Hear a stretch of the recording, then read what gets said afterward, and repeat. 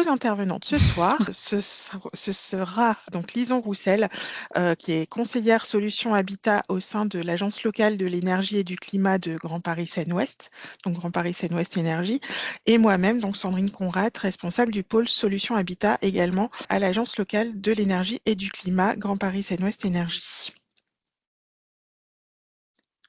Donc pour vous faire une petite présentation de ce qu'est Solutions Habitat. Donc en fait, Solutions Habitat, c'est la déclinaison locale du service public de la rénovation de l'habitat qui s'appelle France Rénov à l'échelle nationale. Et donc à l'échelle locale, c'est donc Solutions Habitat qui est porté par l'établissement public territorial Grand Paris Seine-Ouest et qui va conseiller les habitants du territoire pardon, sur toutes les thématiques liées à l'habitat, notamment l'adaptation à la perte d'autonomie dans son logement, la réhabilitation de l'habitat dégradé ou de l'habitat insalubre, et pour ce qui nous concerne à l'Agence locale de l'énergie et du climat, la rénovation énergétique.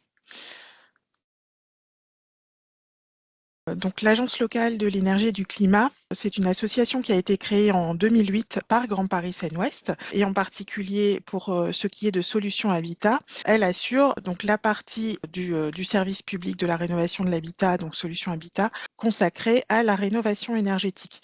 Donc elle est dotée de 8 conseillers qui vont informer et accompagner les habitants du territoire sur la rénovation énergétique des logements, que ce soit en habitat individuel, donc en maison ou en appartement, ou que ce soit sur des projets concernant globalement des copropriétés, donc vraiment à l'échelle de la copropriété. Sandrine, excuse-moi, Oui. je vais juste te couper. Il y a quelqu'un qui nous dit qu'elle ne voit pas les slides.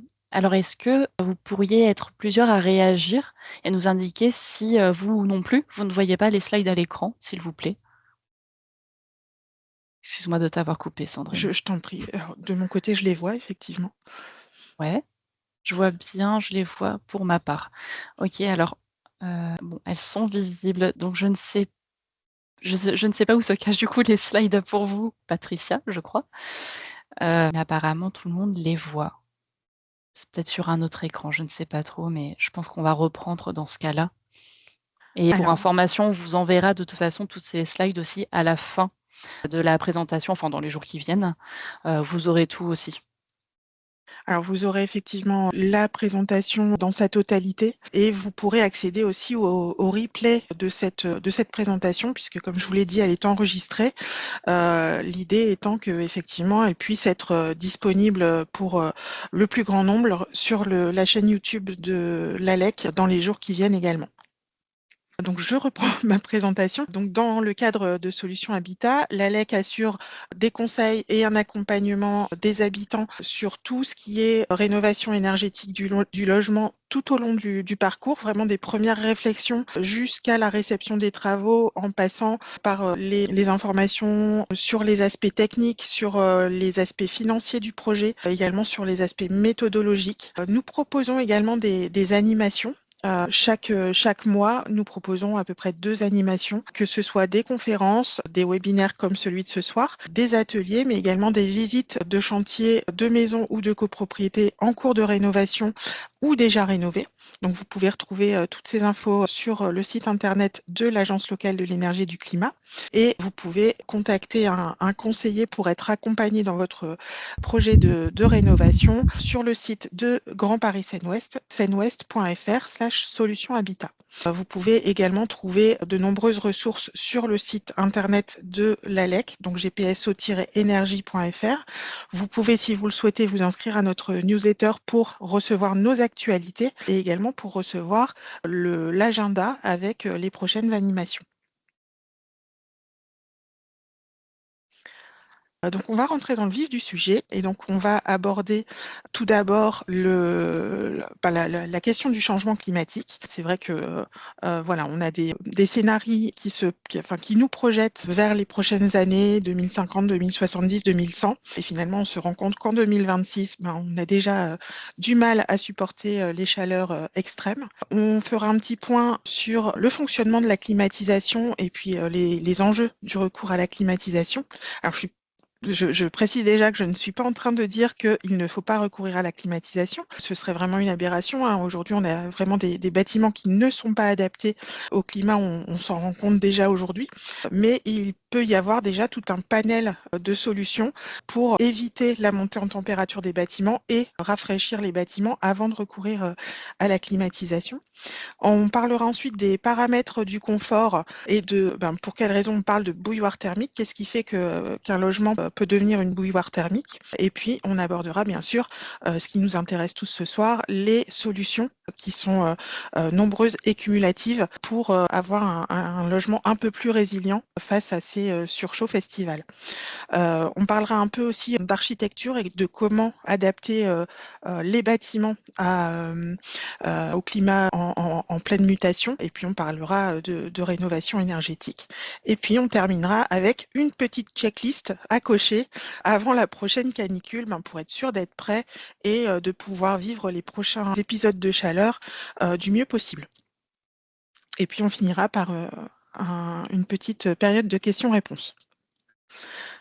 Alors, tout d'abord, un petit point sur le réchauffement climatique. Alors, on parle de réchauffement climatique, mais on devrait plutôt parler effectivement de changement climatique. Lison, je te laisse présenter cette diapo-là et je reviens pour la suite. Parfait, on fait comme ça. Donc effectivement, voilà, sans surprise, on vient de subir une canicule. Par contre, voilà, il y en a déjà eu effectivement auparavant. Par contre, elle s'accélère, méchamment. C'est-à-dire qu'aujourd'hui, la prévision qu'on pouvait déjà percevoir pour 2070 dans les scénarios, c'est quelque chose qui se produit déjà dès maintenant. Donc on a voulu vous mettre quand même en avant un schéma qui est assez intéressant là-dessus. C'est que sur la période de référence, donc je ne sais pas si vous voyez bien, mais la marge bleue qui est ici, c'est une période de référence entre 1976 et 2005. Et l'idée, c'est de bien montrer que les risques de vagues de chaleur et non pas de canicule, ils pouvaient arriver, aller entre jusqu'à 20%, 15% en fait maximum sur la période mi-juin, début septembre. Par contre, dans un horizon un peu plus lointain, mais pas si lointain, c'est-à-dire 2071-2100, on voit que la courbe, elle augmente méchamment.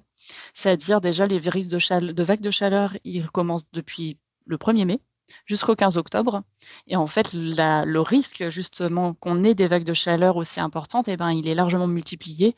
Et on en a effectivement on a 80% de chances de subir des vagues de chaleur sur quand même une bonne période de l'année.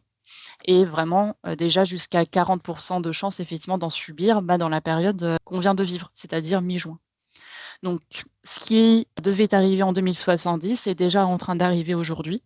Donc c'est simplement pour expliquer que ce n'est pas exceptionnel ce qu'on vient de vivre, ça va se reproduire, ça va s'accentuer et du coup, il faut s'y préparer. À l'échelle de l'Île-de-France, on a décidé de vous mettre quand même en avant cette petite carte-là aussi, pour vous montrer les zones de surchauffe particulièrement intenses. Et c'est vrai que le sud-ouest de Paris est assez important sur cette échelle-là. Et du coup, sud-ouest de Paris dit aussi GPSO notamment. Donc il y a des bâtiments qui ont été en tout cas adaptés lors de leur construction, les anciens bâtiments avec beaucoup d'inertie, des murs en pierre assez grands, etc., qui ont été conçus pour ce genre de surchauffe. On les voit également dans le sud-est de la France, par exemple, mais à plein d'autres endroits également. Mais c'est vrai qu'on a aussi affaire à plein de bâtiments qui ne sont pas du tout adaptés. C'est ceux qui ont été reconstruits après la guerre 39-45, par exemple. Il fallait reconstruire et très vite. Ces nouveaux logements, ils sont vraiment inadapté, c'est du béton, il va pas être très large, etc. Il y a beaucoup de choses qui font aussi que ça ne va pas. Mais par contre, ça ne veut pas dire que c'est fataliste. En tout cas, on peut faire une rénovation intelligente et consciente en prenant en compte tout ce dont on va parler en fait par la suite. Donc, on peut faire beaucoup mieux dès aujourd'hui sur la rénovation et puis sur la construction également, mais ce ne sera pas le sujet du jour. Hop, je passe à la suite et je te redonne la parole, Sandrine. Eh bien, je te remercie. Donc, rapidement, je vous propose de faire un petit point pour comprendre comment fonctionne la climatisation. Alors, probablement que certains d'entre vous connaissent déjà, mais en gros, la climatisation d'un logement, ça fonctionne un peu comme un frigo, donc comme si on était les aliments du frigo. Donc, en fait, c'est un peu comme une pompe à chaleur avec un fluide frigorigène qui va être compressé pour être transformé en liquide et qui va évacuer la chaleur via un condensateur. C'est ce qui fait qu'on ressent une chaleur à l'arrière du frigo. Et en fait, ce liquide va ensuite passer dans un détendeur là, qui va faire baisser la pression et qui va le faire revenir à l'état gazeux. Et là, il va pouvoir à nouveau absorber la chaleur à l'intérieur du frigo pour l'évacuer à l'extérieur. Donc, c'est vraiment un cycle de changement de phase, en fait, qui va se produire dans le frigo comme dans le logement climatisé, qui va permettre de prélever la chaleur à l'intérieur du logement pour la rejeter à l'extérieur du logement. Et bien sûr, plus on cherche à refroidir, plus on va consommer de l'électricité pour faire fonctionner le compresseur. Alors, au niveau de la réglementation, ce qui est indiqué, c'est qu'effectivement, il ne faut pas climatiser en dessous de 26 degrés en été. Tout simplement parce que, comme je viens de le dire, au plus on cherche à refroidir, au plus on va consommer d'électricité. Donc, au plus on produit de froid, en fait, au plus la consommation va augmenter. Donc là, selon l'ADEME, effectivement, on pourrait voir sa consommation multipliée par 4,2 à Paris en climatisant son logement à 23 plutôt qu'à 26. Il y a d'autres questions qui font que, effectivement, climatiser de façon trop importante peut également affecter d'autres paramètres. Je te laisse passer la diapo suivante, Lisa. Je viens de le faire. Pardon, j'ai eu un petit lag, je pense. Donc, cette climatisation, effectivement, elle a quand même beaucoup de conséquences, notamment des conséquences environnementales, mais tout un panel d'autres conséquences. Donc, il existe différents types de climatiseurs. Beaucoup de climatiseurs sont des climatisations mobiles qui sont surtout utilisées dans les appartements. Dans les maisons, on va plutôt avoir des pompes à chaleur réversibles, essentiellement RR, voire RO, mais c'est quand même un peu plus rare puisque elle doit être associée à un plancher chauffant, rafraîchissant. Et effectivement, ces différents systèmes vont consommer de l'énergie et vont aussi émettre des gaz à effet de serre dans l'atmosphère. Donc, c'est le climatiseur mobile qui va être le plus gourmand en électricité et qui va également émettre le plus de gaz à effet de serre dans l'atmosphère. Il faut savoir qu'en 2020, donc c'est les petits schémas qu'on a sur la droite de la slide, l'ensemble des équipements de climatisation du secteur résidentiel a été évalué à près de 5 TWh. 5 TWh, c'est 5 milliards de kilowattheures. C'est vraiment beaucoup. Et pour les bureaux, on est à un peu plus du double, le secteur tertiaire, mais essentiellement les bureaux. Donc, on est à plus du double. Donc, c'est vraiment une consommation énergétique qui est vraiment très importante et source d'émissions de gaz à effet de serre importantes également. Mais finalement, c'est pas tant l'utilisation, la phase usage de la climatisation qui est la plus contributrice aux émissions de gaz à effet de serre. Finalement, la climatisation, elle va avoir un impact 2 fois plus important dans les phases amont et aval à cette utilisation dans les logements. C'est-à-dire que la fabrication, la maintenance, les fuites de fluides frigorigènes pendant les périodes de maintenance, pendant les recharges de fluides, vont être très impactantes sur l'environnement et émettre jusqu'à 2 fois plus d'émissions qu'en période d'utilisation.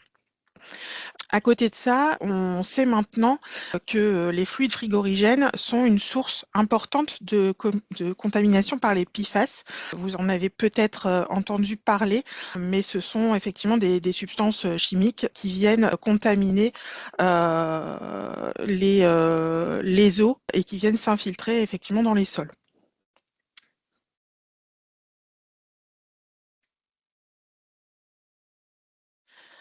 Alors, parmi les conséquences environnementales, on a également l'accentuation des îlots de chaleur.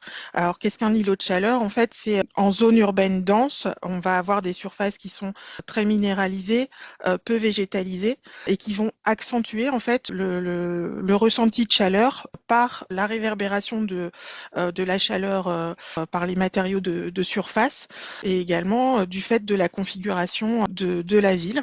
Alors, il faut savoir que si massivement, localement, on accentue la climatisation des logements, mécaniquement, on va aussi réchauffer l'air extérieur, puisqu'on l'a vu tout à l'heure, pour refroidir l'intérieur du logement, on rejette la chaleur à l'extérieur et donc on réchauffe l'air extérieur, ce qui mécaniquement va aussi accentuer le besoin de climatisation. Donc on est un peu dans un cercle vicieux, d'où l'importance effectivement, si ce n'est de ne pas recourir à la climatisation, au moins d'éviter d'y recourir massivement en adoptant d'autres gestes qui permettent de limiter le recours à la climatisation. Alors on le sait, en France, l'origine de l'électricité est majoritairement nucléaire.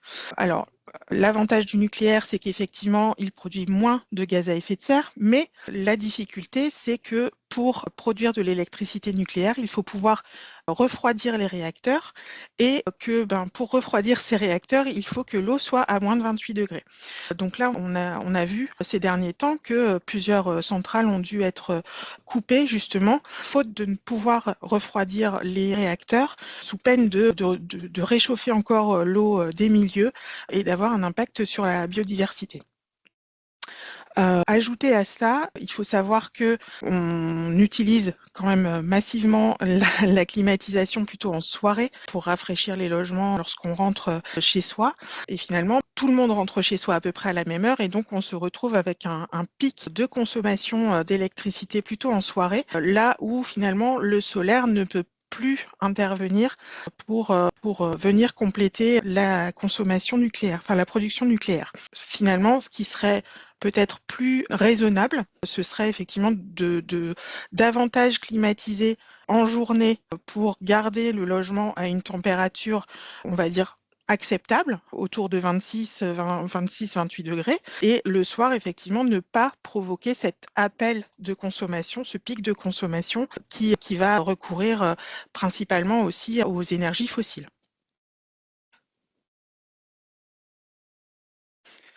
Alors, on a des conséquences également sur le réseau. On a vu ces derniers temps, lors de la dernière canicule, des problèmes de surcharge, de saturation du réseau, de coupure de courant, qui ont eu des impacts sur la vie quotidienne, sur les transports en commun notamment, mais qui peuvent aussi avoir un impact sur les usagers de la climatisation, puisqu'on a vu, la climatisation nécessite de l'énergie pour fonctionner et lorsque le réseau est saturé, effectivement, on peut se retrouver à court de climatisation.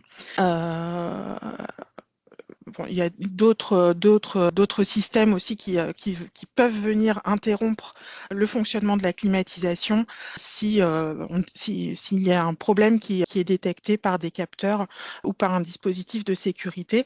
Donc je ne m'appesantis pas là-dessus, mais sachez qu'en tout cas, des pannes peuvent intervenir et limiter les possibilités de recours à la climatisation. Enfin, il y a aussi beaucoup d'enjeux de santé publique et d'enjeux sociétaux à l'utilisation de la climatisation, puisque on peut constater de nombreux symptômes suite à l'utilisation prolongée ou à l'utilisation à des températures trop basses de la climatisation, dont notamment beaucoup de symptômes allergiques, de sécheresse des muqueuses, donc avec des sensations désagréables, des céphalées, des problèmes oculaires, des problèmes de rhinite, des maux de gorge, également des douleurs et des contractures musculaires, et plus grave encore, des problèmes de fréquence cardiaque. Au-delà de ça, on peut passer à la diapo suivante. Pardon.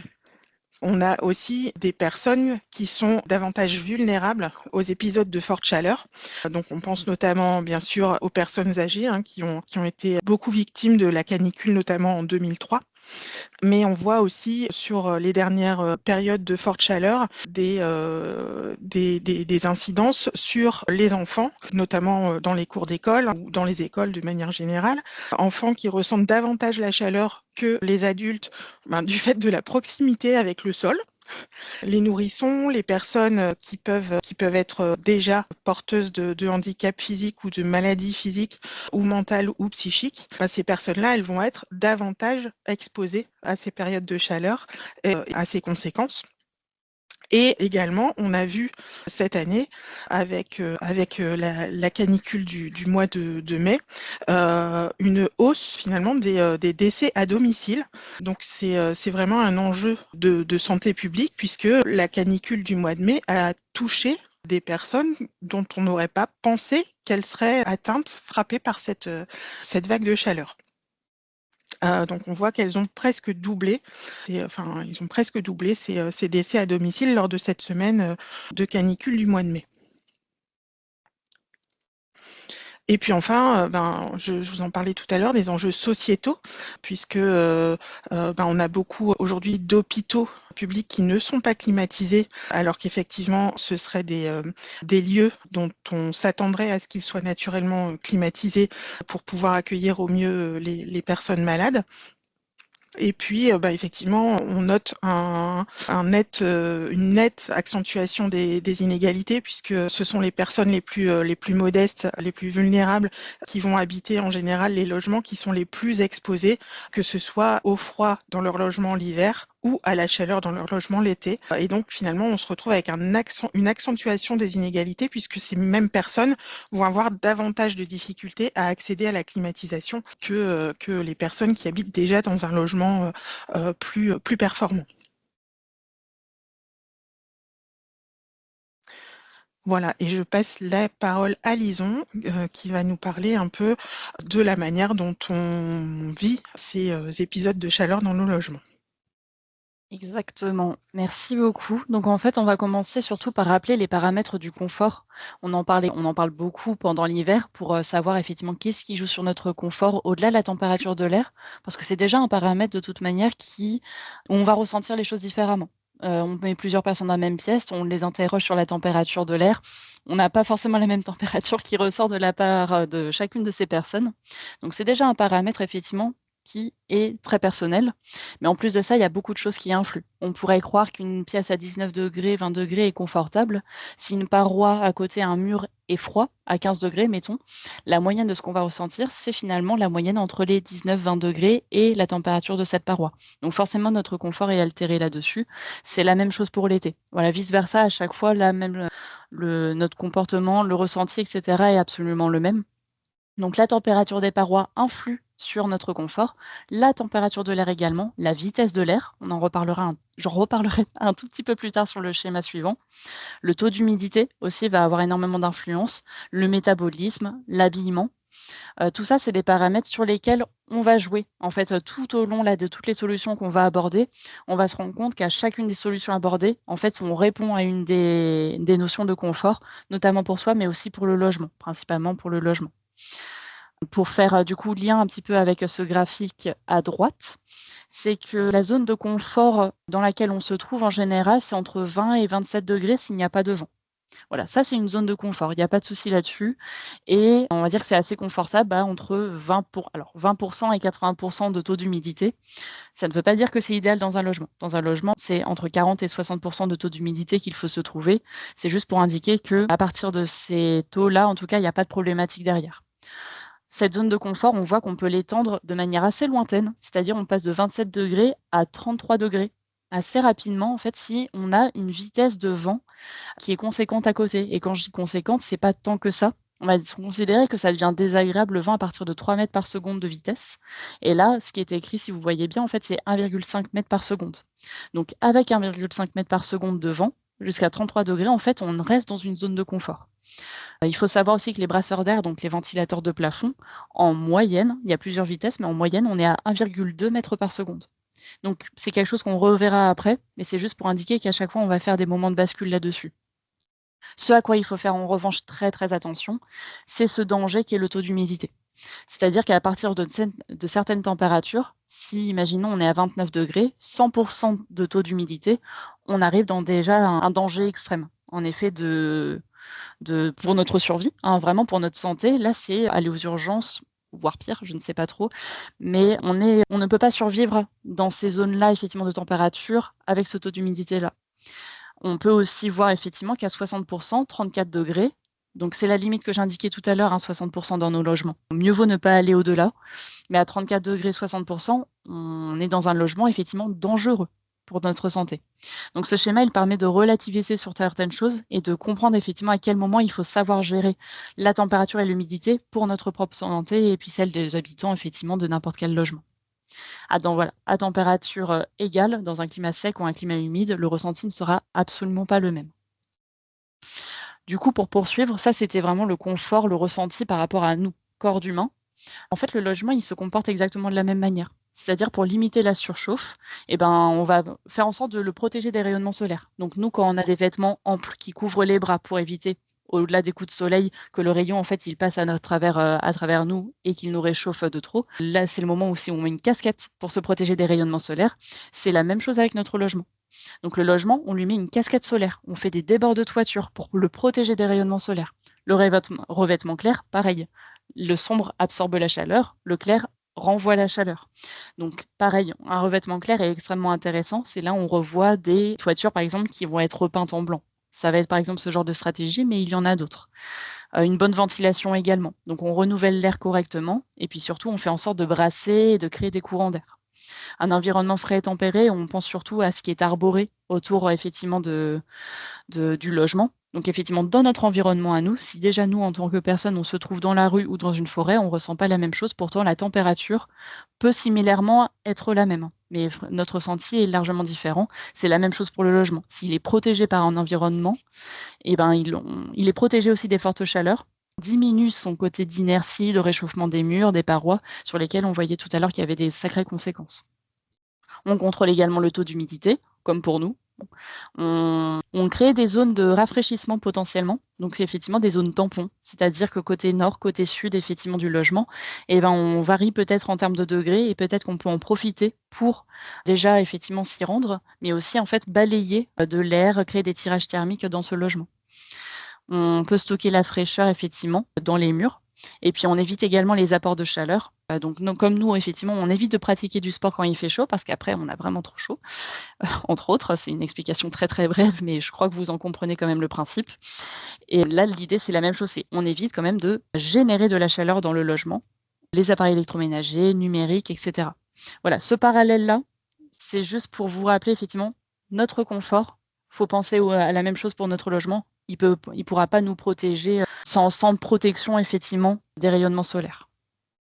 Et donc on va penser à toutes ces solutions-là au fur et à mesure du temps de la présentation. Aussi, on voulait reparler un petit peu de ce qui est réellement une bouilloire thermique parce qu'on a pas mal entendu ce terme-là ces derniers temps, forcément sur l'actualité.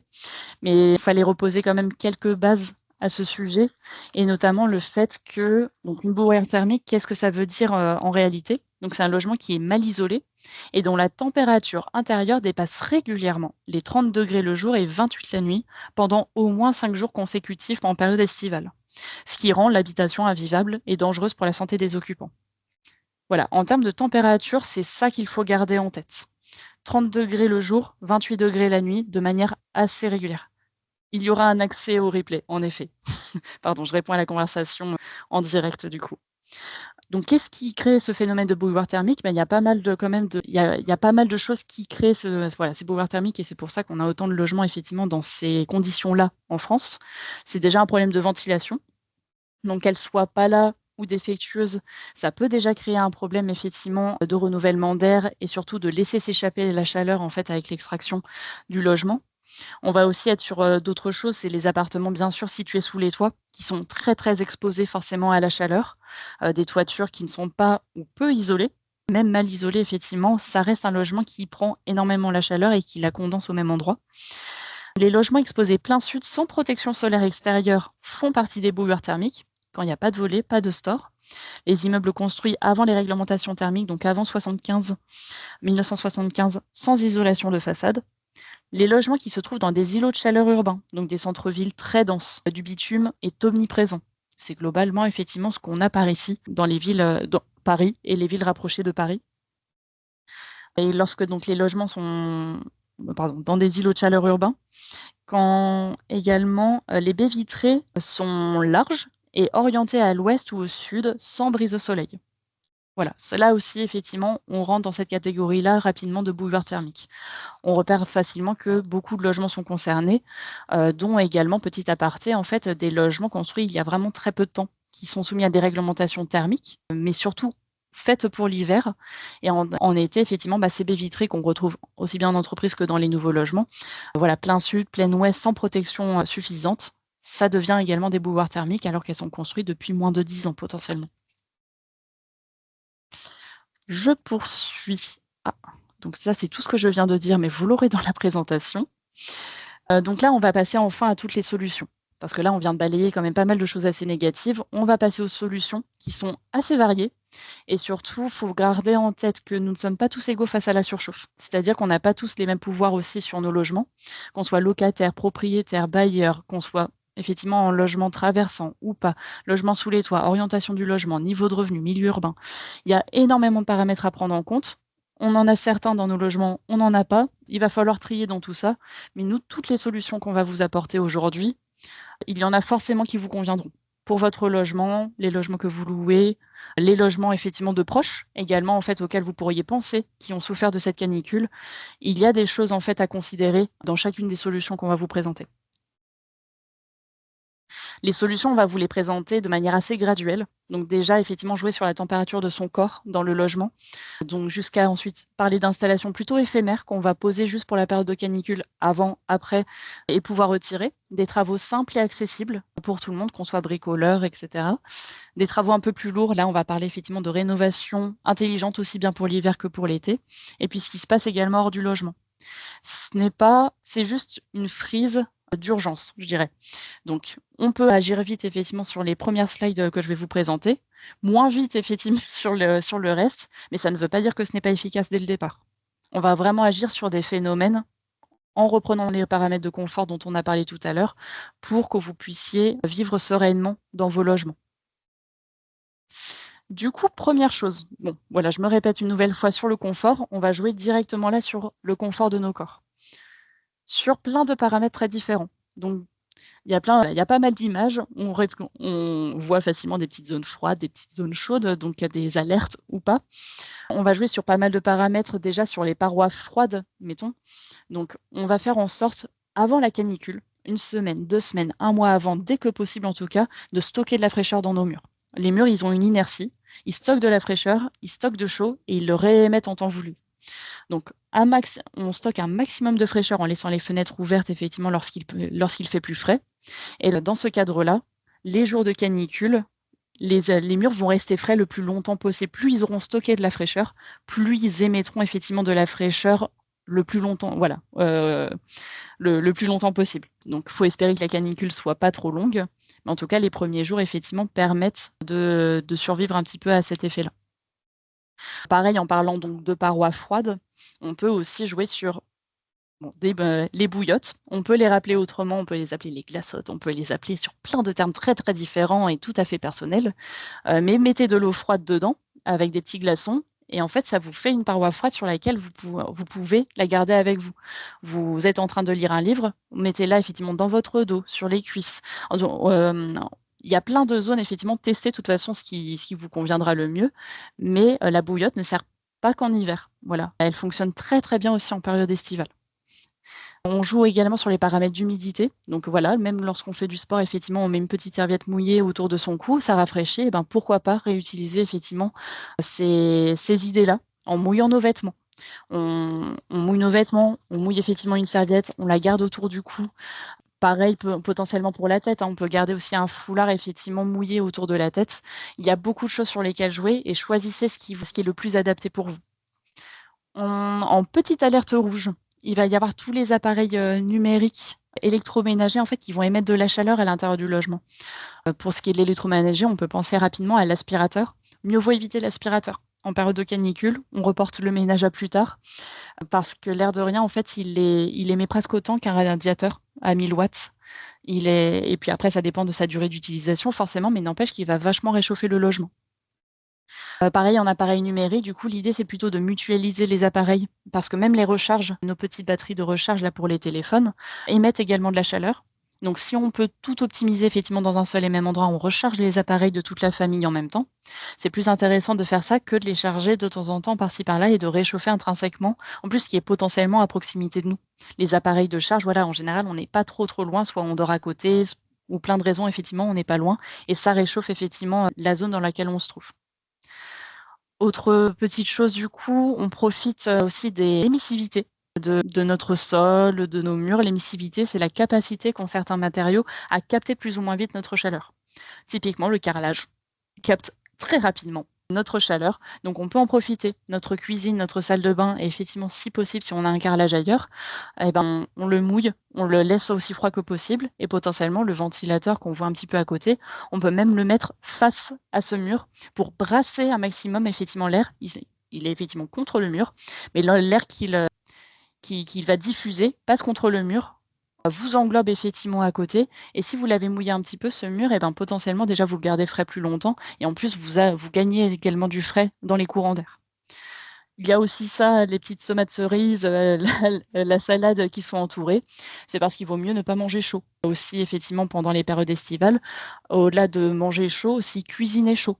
Parce que pareil, ça émet de la chaleur. Les plaques de cuisson, le four, ça va être voilà, ils vont créer énormément de chaleur dans le logement, c'est pas le moment d'en rajouter. Alors à la limite, si on aime vraiment manger effectivement des plats qui ont été cuits, ce qui se comprend totalement, et ben, on fait en sorte d'anticiper la canicule parce qu'en plus la météo en général, nous dit bien effectivement, dans combien de jours elle arrive. Et ben, on anticipe, cette période-là en cuisant les aliments effectivement qu'on voudra manger pendant la semaine suivante. Ça fait partie des stratégies qui sont assez pratiques à mettre en place et au passage, ça m'utilise d'ailleurs effectivement les appareils, au même moment et en plus ça fait des économies d'énergie. Là, il y a pas mal de ventilateurs, mais en fait, plus il y en a, mieux c'est, pour plein de raisons différentes. C'est que ça crée des courants d'air, des appels d'air. On peut jouer vraiment avec ces appareils-là et effectivement, dans la phase de test, face à la fenêtre pour expulser de l'air chaud, en tourner face à la fenêtre pour amener de l'air frais autant que possible la nuit quand il y en a. Jouer sur, voilà, des courants d'air. Donc effectivement, on a un logement traversant, on remet les ventilateurs côté opposé par rapport à la partie traversante et les ouvertures. Là, ça fait créer des balayements, en fait, d'air qui sont vachement intéressants. Tout ça, ça dépend beaucoup des configurations de vos logements, mais que vous ayez 1, 2, 3 plus de ventilateurs, n'hésitez pas à faire des tests. C'est tout simplement ça. En plus, c'est mobile, c'est très pratique, donc n'hésitez pas à tester des choses et ce qui vous conviendra le mieux. Autre petite chose pour poursuivre, donc les rayons de soleil qui passent à travers les fenêtres si malheureusement nous n'avons pas de volets. Les rayons, voilà, ils vont finir par passer peut-être à certains endroits. Ne pas hésiter, voilà, là effectivement le sol il va amener à se réchauffer. Voilà, tout au long de la journée quand la lumière est bien là. Vous pouvez mettre une petite serviette, mouillée, pas trempée, enfin, ça dépend de votre sol aussi, mais juste mouillée, en fait, au niveau de la zone où le soleil, où le rayon passe. Ça vous permettra d'éviter déjà au sol de se réchauffer et du coup, effectivement, d'émettre de la chaleur au fur et à mesure dans la pièce. Dernière petite partie, donc je reprends un petit peu ce que je disais tout à l'heure concernant la maison et l'espace, tampon. Et ben, on fait en sorte effectivement de garder des espaces, considérés comme frais en général au nord, à l'est, bien protégés. On va essayer de les garder le plus frais possible. Ça, c'est quand même le premier objectif.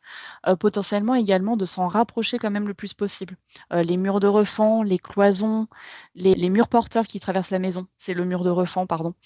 Potentiellement, c'est les parois qui vont rester plus fraîches et quand on a mettons, le lit qui est en fait orienté d'une telle façon qu'il est juste à côté d'un mur donnant sur l'extérieur et que celui-ci, au bout de quelques jours, il s'est réchauffé, et ben, c'est peut-être le moment d'aller peut-être déplacer le lit ou se mettre sur un canapé lit si possible. En tout cas, s'éloigner de la source de chaleur et des parois, effectivement chaudes. Voilà, ça c'est le genre de petite stratégie effectivement qu'on peut mettre en place et après profiter peut-être de ce genre d'espace aussi pour créer des appels d'air, si possible et des tirages thermiques. Je pense pas avoir loupé grand-chose sur cette partie-là. Pardon, je regarde un tout petit peu mes notes. Tac, tac, tac. Non, c'est pas mal. Voilà, après la vitesse de l'air, effectivement, les ventilateurs, on a aussi, l'option de les mettre, directement tournés vers soi, bien sûr. Donc on joue effectivement avec les courants d'air dans le logement pour l'ensemble des habitants, mais c'est pas si mal aussi de l'avoir effectivement tourné vers soi et je vous assure quand on a un petit vêtement aussi mouillé, sur soi, plus on a le courant d'air du ventilateur et ben, même en période de canicule, on peut avoir des petits frissons. Voilà et c'est très agréable. Alors pour poursuivre, donc on joue également donc là maintenant sur les installations et actions éphémères. Donc tout ce que vous allez pouvoir mettre en place à votre échelle, quel que soit votre logement et votre statut dans le logement, vous allez pouvoir jouer sur ces paramètres-là. Donc si vous n'avez pas de volet typiquement, la première chose qu'on a pas mal vu ces derniers temps, c'est des tests qu'on a vus ces derniers temps passer beaucoup sur les réseaux, sur l'actu, sur les journaux, etc. Blanc de Meudon. Au passage, c'est un petit peu local, mais blanc de Meudon, sans vouloir en faire la promotion parce que ce serait sur GPSO, ça marche très bien. C'est-à-dire que ça crée quand même une surface blanche, qui n'abîme pas en plus le vitrage, qui ne va pas coûter très cher, qui est accessible au plus grand nombre et d'avoir effectivement cette protection-là, ça permet de refléter un maximum de rayons sans perdre toute la lumière en plus qu'on peut avoir parce que le fait que ce soit blanc, forcément, ça n'occulte pas autant que si c'était une surface, un volet épais, sombre, et cetera. C'est quelque chose qui marche très bien et qui reste plutôt bien dans le temps aussi. In fine, après la canicule, ça lave également les vitres, pour information. Donc, mieux vaut d'ailleurs le blanc de meudon que les couvertures de survie. Pour quelle raison? C'est que lorsqu'on a des couvertures de survie et qu'on a des voisins en face, pas trop loin, et ben le rayonnement solaire va être reflété sur cette couverture de survie et va être reflété du coup chez les voisins aussi. Donc, on pense aussi aux voisins et donc quand effectivement ils sont assez proches, en face, et cetera, on essaie d'avoir d'autres options que la couverture de survie, si possible, bien entendu. À revoir effectivement selon les compositions du logement, plein de choses, l'état de santé. Il y a beaucoup de paramètres qui rentrent en jeu, mais c'est quelque chose également à avoir en tête. La couverture de survie, elle se place assez facilement. En fait, on peut aussi bien effectivement, voilà, à la mano, avoir des petites pinces à linge, les mettre sur les volets si possible, et cetera. Mais pour ce qui est de la vitre, on peut utiliser tout simplement une espèce d'effet ventouse. Donc on découpe la couverture de survie à l'échelle, de la fenêtre, de la vitre et on va mettre un petit peu d'eau sur la fenêtre et en fait, par effet un petit peu de ventouse, voilà, j'ai pas mieux comme terme, ça va se coller automatiquement. Donc on fait en sorte de chasser les bulles d'air pour éviter que l'air s'infiltre et décolle forcément cette, couverture de survie. Mais c'est quelque chose qui est assez simple et accessible à mettre en place. Également, donc il va y avoir toutes les protections solaires aussi. Donc mettre des volets, c'est bien, mais c'est pas toujours simple non plus, en tout cas pas dans quelque chose d'éphémère et de rapide à mettre en place. Tous les stores qu'on peut voir les protections solaires dans nos voitures, en fait les petits caches, les brises-soleil, les caches-soleil qu'on a à l'intérieur des vitres, particulièrement en général les vitres arrière pour les enfants, bah, pourquoi pas les réutiliser et les mettre tout simplement côté extérieur du vitrage de la fenêtre. Ça, c'est ce qui va être le plus important. On fait en sorte de protéger toujours la partie extérieure du vitrage, le blanc de meudon, la couverture de survie extérieure du vitrage, on fait en sorte que le rayonnement ne passe pas par la fenêtre pour nous la transformer derrière en radiateur. Je ne l'ai pas précisé, mais une fenêtre aujourd'hui de 2 mètres carrés, mettons, si le rayonnement du soleil passe à travers et réchauffe la fenêtre, c'est un radiateur de 1000 watts que vous aurez à côté de vous. Personne n'actionne ses radiateurs en canicule, c'est normal, donc évitons effectivement d'en créer un. Voilà, 1 mètre carré, 500 watts, donc 2 mètres carrés, 1000 watts. Donc on fait en sorte de protéger au maximum avec toute astuce possible, tout en protégeant un tout petit peu les voisins quand même. Mais toute astuce est bienvenue pour protéger votre vitrage côté extérieur. Là, il y a des petites astuces qu'on a mis ici. Il y en a d'autres sur internet, vous en avez peut-être vu d'autres passer. Pensez juste à protection effectivement de l'aspect extérieur et si ça marche, tentez-le. Juste faire attention à ce que vous installez. Faut pas trop que ça tombe et que ça tombe effectivement sur quelqu'un en bas. Voilà. Donc faut que ça reste quand même bien accroché. Il existe, plusieurs autres, idées. Donc, il y a des voilà, la ventouse est très pratique effectivement à coller. Maintenant, il y a d'autres systèmes avec, comme les comme les barres de traction. Voilà, un système en tout cas qui se dévisse et qui effectivement se colle du coup contre les parois aussi. Donc ça, pour les fenêtres côté extérieur, c'est assez intéressant à mettre en place. Voilà, il y a une toile qui peut se dérouler sur ce genre de système et surtout c'est adaptable à toute configuration. Donc pareil, là, il faut aller fouiller sur internet, mais il y a pas mal de choses qui se font là-dessus. On peut voir quoi d'autre? On voit quelqu'un qui met un drap sur un volet tout à droite, mais c'est parce que son volet, en fait, il est sombre. Il est marron, voire noir, et du coup, il absorbe énormément la chaleur. Et lorsqu'il a capté la température qu'il y avait entre son volet et sa fenêtre, il a fait 60 degrés.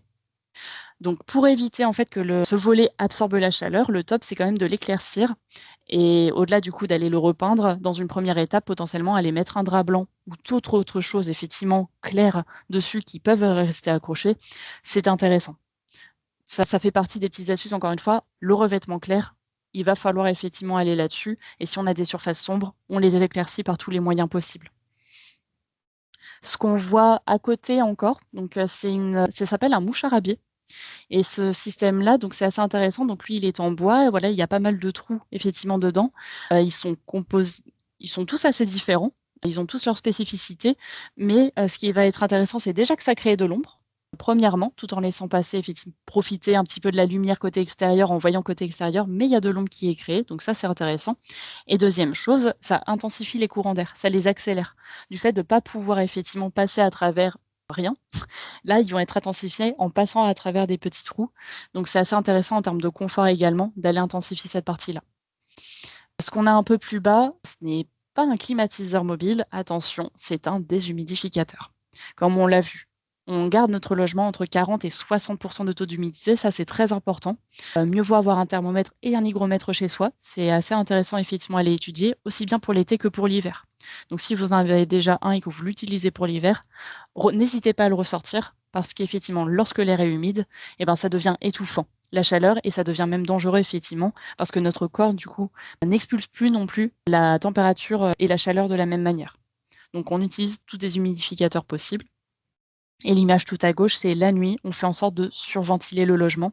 On fait de la surventilation nocturne en ouvrant un maximum les portes, les fenêtres, avec effectivement tout ce qui est au plus bas, évidemment, mais surtout effectivement les fenêtres au plus haut pour laisser s'échapper enfin cette chaleur qui a qu'une tendance effectivement de monter. Donc laissons-la monter et laissons-la partir hors du logement. La difficulté dans ce genre de cas, c'est les logements non traversants.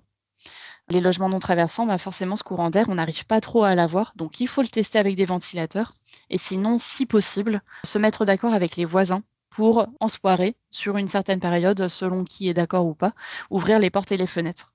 Donc ça permet de créer des appels d'air, des courants d'air qui balayent toute la chaleur qui est accumulée dans le logement, la balayent pour la laisser s'extirper effectivement la nuit. En tout cas, dans un maximum, voilà, le plus longtemps possible et le mieux. Maintenant, effectivement, c'est l'occasion, voilà, de voir un petit peu avec les voisins ce qui est possible de faire et de savoir qui est également en difficulté dans les personnes vulnérables, effectivement, du voisinage. C'est l'occasion aussi de faire connaissance et de prendre soin aussi de tout le monde si possible. Je passe à la suite sur les travaux simples. Sur les travaux simples, il y a pas mal de choses et déjà les volets. Donc les volets, encore une fois, on se répète, mais c'est ce qui va être le plus important. Là, on est plus sur, l'aspect ventouse et cetera qu'on avait en action éphémère tout à l'heure, mais ça reste des travaux assez simples à mettre en place. Donc par contre, les volets, il faut bien les choisir aussi. Donc des volets persiennés, c'est-à-dire avec, des petites lames de bois qui vont être un peu orientées et qui vont laisser passer l'air d'un côté, mais vous protéger du soleil de l'autre. Ça va être extrêmement intéressant. Il y a aussi donc les brises-soleil orientables, BSO, qui voilà, on va ajuster effectivement l'orientation en fonction, déjà de notre orientation face au soleil et puis voilà, l'hiver, l'été, on va avoir quelque chose de vraiment adapté et ajustable pour la pièce en question. Donc ça va être très intéressant. Et puis autre petite chose, par exemple, on est toujours sur un revêtement clair à chaque fois. Pour les volets roulants, le top, c'est effectivement d'avoir quelque chose à projection. Parce que le volet roulant, malheureusement, lui, il va effectivement, alors il va faire en sorte, s'il est blanc, de refléter la chaleur côté extérieur. Il va faire en sorte que la chaleur ne passe pas trop à côté, pas du côté de la fenêtre. Mais s'il est complètement fermé, n'empêche que ça stocke encore une fois de la chaleur. Et donc c'est bien, mais pas aussi intéressant que ça pourrait. Donc un volet roulant à projection, on se protège du soleil, mais on crée quand même des courants d'air, tant que c'est possible et donc c'est intéressant effectivement de le faire. Donc c'est quelque chose qui est adapté et qu'on voit quand même dans nos environnements aujourd'hui et donc l'idée effectivement quand on installe ou qu'on remplace nos volets, c'est de réfléchir aussi à cette partie-là. C'est quelque chose qu'on voit au sud-est de la France, en Italie, donc c'est quelque chose qui a fait ses preuves effectivement dans des climats qui étaient assez chauds et qui le sont d'ailleurs toujours. Ce qu'on voit également, c'est effectivement de l'isolation et isolation des combles perdus. C'est des travaux qui sont assez simples et peu coûteux versus le reste des rénovations et des principes d'isolation qu'on a l'habitude de voir. C'est quelque chose qui se fait assez facilement et qui va être forcément très pertinent parce qu'on peut aller mettre une couche d'isolant déjà assez importante puisque c'est qu'un sol, un sol qui n'est pas forcément utilisé en plus. Et puis au passage, bah, le soleil quand il est en été, c'est là où il est le plus haut et c'est là du coup, il va frapper en fait sur la toiture en premier. Donc c'est la première zone effectivement à aller protéger pour protéger les étages du dessous ensuite. On voit quoi d'autre? On voit donc un brasseur d'air ou ventilateur de plafond qui est quand même beaucoup utilisé dans beaucoup de climats très différents, hein, des climats chauds, secs ou humides. Donc c'est quelque chose qui fait ses preuves, qui crée des courants d'air en tournant à 0,5, 1, 2 mètres par seconde. Il crée un courant d'air qui améliore largement notre confort sans avoir il permet aussi, pardon, de balayer un peu plus l'air, en jouant avec les ventilateurs à côté si possible. Il balaie plus l'air, c'est un peu plus intéressant au-delà du confort pour aller laisser s'évacuer la chaleur du logement. On pense à quoi d'autre en travaux simples? Ça va être les stores. Donc un store, il va vous protéger effectivement vos fenêtres. Ça dépend de l'orientation, il faut voir sud, ouest, effectivement, au niveau de la longueur que vous allez pouvoir mettre. Mais ça va protéger vos fenêtres, mais ça va protéger aussi ce que vous avez devant vos fenêtres. Donc au niveau du sol, balcon, terrasse, etc., l'idée c'est d'éviter à tout prix que cette surface devienne également chaude. Parce que l'air de rien, du coup, cette surface étant chaude, et ben, ça réchauffe à proximité de votre logement et donc ça réchauffe à un moment ou à un autre votre logement. Donc le store, il est très pratique parce qu'il va plus loin effectivement que la fenêtre. Il garde une zone plus fraîche, en tout cas moins soumise aux aléas de température, juste en face de chez vous. Et ça protège au passage quelques murs aussi. Et donc les laissant à l'ombre, ils auront moins tendance à se réchauffer facilement. La dernière image qu'on a là, alors on reviendra plus tard là-dessus, c'est d'isoler ces murs, mais intelligemment avec des matériaux en fait qui sont des enduits correcteurs thermiques. Donc au passage, ils protègent effectivement le patrimoine, c'est-à-dire que là on avait un appartement en pierre, etc. Donc il s'adapte parfaitement à ce genre de surface, pardon. Et l'avantage qu'ils vont avoir, ces enduits, c'est qu'ils vont faire en sorte de ne pas garder votre mur au chaud, contrairement à de la laine. Voilà, quand on va forcément protéger son mur avec de la laine, c'est intéressant en hiver, ça garde le mur au chaud, c'est l'objectif. Par contre, ça garde également le mur au chaud l'été. Donc, si on n'a pas un logement traversant qui permet effectivement d'aérer, etc., l'optique, c'est vraiment de ne pas forcément aller sur ces laines dans ce cas-là, contre les murs pendant la période estivale parce que ça les garde au chaud et donc ça vous apporte beaucoup moins de confort effectivement que ce que vous voudriez. Mais ces enduits, ils ont la capacité en tout cas déjà de mieux gérer l'humidité et du coup en gérant mieux l'humidité, eh ben, ils ont même tendance à rafraîchir le mur. Donc votre mur peut rester frais, tiède peut-être au bout d'un certain moment, au bout de quelques jours, voire une semaine et demie de canicule, ils deviendront tièdes mais ils ne seront pas chauds en tout cas. Donc pour jouer sur la température des parois, c'est idéal d'aller là-dessus. Toc. Je continue. Sur les travaux un peu plus lourds, effectivement, cette fois-ci, et ben là, on réajuste effectivement, notamment donc les casquettes solaires. On pense surtout à ça parce que la casquette solaire, là où elle va être extrêmement intéressante, c'est que lorsque le soleil est haut, ça crée de l'ombre sur la fenêtre. Et lorsque le soleil est bas en hiver, et ben la casquette est assez bien ajustée pour que le rayonnement passe à travers la fenêtre et réchauffe quand même votre logement. Donc là, on a un exemple au-dessus, je dirais assez moderne en termes de casquette solaire. Maintenant, un débord de toiture, ça fait le même travail que ça. Donc c'est des travaux qui sont à anticiper typiquement quand on fait une isolation par l'extérieur, qui est par ailleurs en fait extrêmement intéressante en été parce que ça garde votre paroi du coup intérieure au frais et ça augmente l'inertie en fait de votre mur côté extérieur. Encore faut-il choisir aussi les bons matériaux. Donc, les matériaux biosourcés vont être les plus intéressants. Ils sont plus denses, ils ont une grosse masse volumique. La chaleur va prendre beaucoup de temps à traverser ces matériaux et à passer à l'intérieur du logement.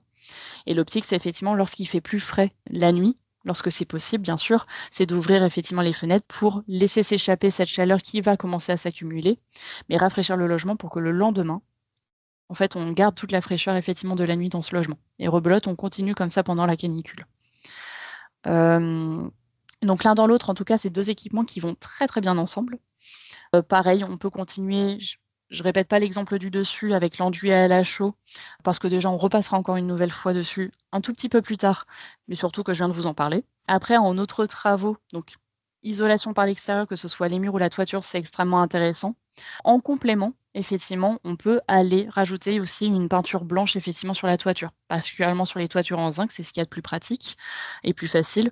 Mais là, on va perdre peut-être 2-3 degrés en ressenti. C'est toujours extrêmement intéressant. 2-3 degrés, on l'a vu pendant la dernière canicule, on ne dort pas de la même manière quand il faisait 27 degrés dans le logement, 28, 29 ou 30.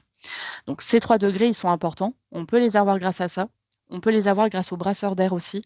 Je rebascule un tout petit peu sur ce que j'ai dit avant. Le brasseur d'air, c'est jusqu'à 3 degrés de ressenti en moins. Donc ça va être extrêmement intéressant de l'utiliser en effet pour abaisser ce ressenti de température.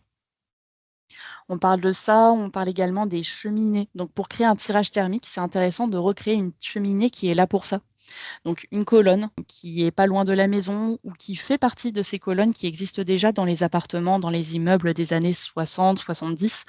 Potentiellement, c'est intéressant de se repencher là-dessus avec une étude derrière pour créer et forcer ce tirage thermique lors de la période estivale pour laisser enfin s'échapper cette chaleur, qui sinon reste dans le logement.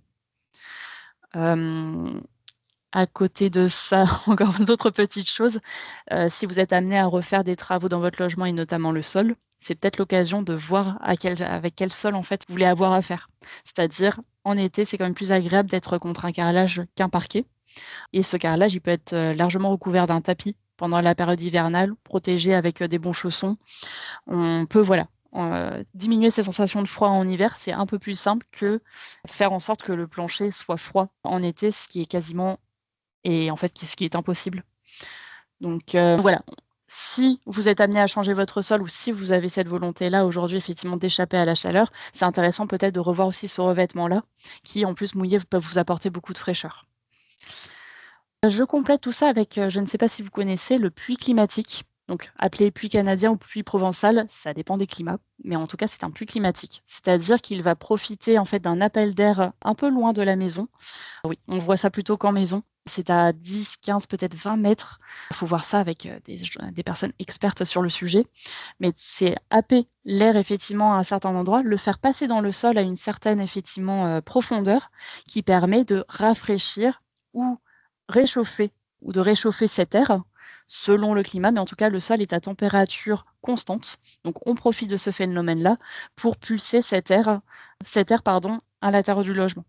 Ça peut être complété assez facilement avec ce qu'on appelle des VMI. Donc c'est des ventilations mécaniques par insufflation. Donc pareil, en général, c'est fait plutôt pour l'hiver, donc pour vous insuffler de l'air chaud, mais il en existe des réversibles pour vous insuffler également de l'air frais en été. Donc l'un dans l'autre, ces 2 éléments en tout cas vont très, très bien ensemble. Qu'est-ce que j'aurais pu louper? Pardon, je vérifie une dernière fois, mais en fait, j'ai tout dit. Je poursuis donc sur, la dernière partie hors du logement. Donc faisons en sorte déjà de protéger notre logement en créant de l'ombre et là, qui sait faire ça en tout cas, c'est les arbres. Les arbres, il n'y a pas besoin d'attendre 50 ans pour en avoir un assez haut. Heu, il y a des essences, voilà. Il y a des essences qui poussent vite, qui peuvent pousser, voilà, 1 an, 2 ans, 3 ans, qui peuvent déjà avoir des hauteurs, vraiment raisonnables pour au moins couvrir le rez-de-chaussée, si ce n'est le premier étage au bout d'un certain moment. Donc quand on a une façade sud, quand une façade ouest, et ben, on peut profiter, si possible, d'aller faire pousser effectivement un arbre devant chez soi. On parle aussi de murs végétalisés, par exemple, mais voilà, ces 2 formats-là permettent de créer de l'ombre et ça va être très important. On peut aussi réfléchir à prendre des essences qui sont caduques. Donc ça veut dire qu'elles vont faire des feuilles en été et vous protéger effectivement en vous faisant de l'ombre, mais également en hiver, elles vont perdre leurs feuilles et du coup laisser passer le rayonnement solaire. Extrêmement intéressant là-dessus. Au-delà de ça, les arbres, en fait, ils font ce qu'on appelle de l'évapotranspiration. Et avec l'humidité qu'ils prennent, ce qu'ils font dans leur jeu, d'arbres dans la vie, en fait, ils vont rafraîchir l'ambiance autour de chez vous. Donc n'hésitez pas également, potentiellement, grâce à un petit récupérateur d'eau aussi à côté si possible, à arroser le jardin le soir. Au-delà d'éviter que les fleurs fanent, que la pelouse devienne un petit peu jaunie et cetera. Au-delà de cette partie-là, c'est pour recréer une ambiance, pas humide pardon, mais juste rafraîchie grâce à l'évapotranspiration des arbres, arbustes qu'il y a autour de chez vous. Donc pourquoi le récupérateur d'eau? C'est parce qu'il n'est pas impossible qu'il y ait des restrictions un jour d'eau quand même sur le territoire aussi. C'est pas inintéressant du coup d'aller exploiter ça, d'avoir un petit récupérateur d'eau pour arroser le jardin et du coup optimiser en tout cas ce moment où on va arroser pour profiter du côté rafraîchi autour de chez soi. Du coup, je poursuis pour parler de végétalisation aussi des toitures. Donc à faire attention, on peut le retrouver aussi bien en copropriété que sur les toitures terrasses également des maisons. Par contre, il faut faire attention à la structure. Donc il faut qu'il y ait une étude quand même préalable très importante là-dessus pour savoir ce que la structure peut supporter en termes d'épaisseur de terre d'essence, encore une fois, qu'il va y avoir pardon, sur cette toiture. Je m'y connais pas si bien que ça en végétalisation, mais voilà, faut faire très attention à cette structure-là parce que si on met 20 centimètres ou 1 mètre effectivement de terre, c'est pas le même poids du tout et après derrière effectivement, ça a pas les mêmes apports non plus en termes de thermique, donc à voir l'un dans l'autre effectivement ce qui est réellement intéressant à faire. Pareil, donc dans nos environnements aujourd'hui très urbains, on a pas mal de trottoirs, de goudrons, de choses comme ça, de pierres autour de chez soi. C'est peut-être intéressant d'aller enlever ces parties-là, de désimperméabiliser autant que possible. Attention au retrait-gonflement des argiles, à étudier également si vous êtes sur ce genre de sol. Hem Mais cette désimperméabilisation, vous pouvez y mettre ensuite, des petits gravats, des petits graviers effectivement à ce niveau-là. Donc vous laissez s'imbiber effectivement l'eau quand il y en a, quand il y a la pluie et au passage effectivement tout ça, en tout cas, rejette encore une fois de l'humidité et rafraîchit l'ambiance. C'est au passage effectivement des graviers là qui vont être en plus de couleurs assez claires, qui vont refléter la chaleur du soleil et dans ce cas-là, en tout cas ne pas accumuler de la chaleur, et ne pas vous brûler quand vous marchez dessus.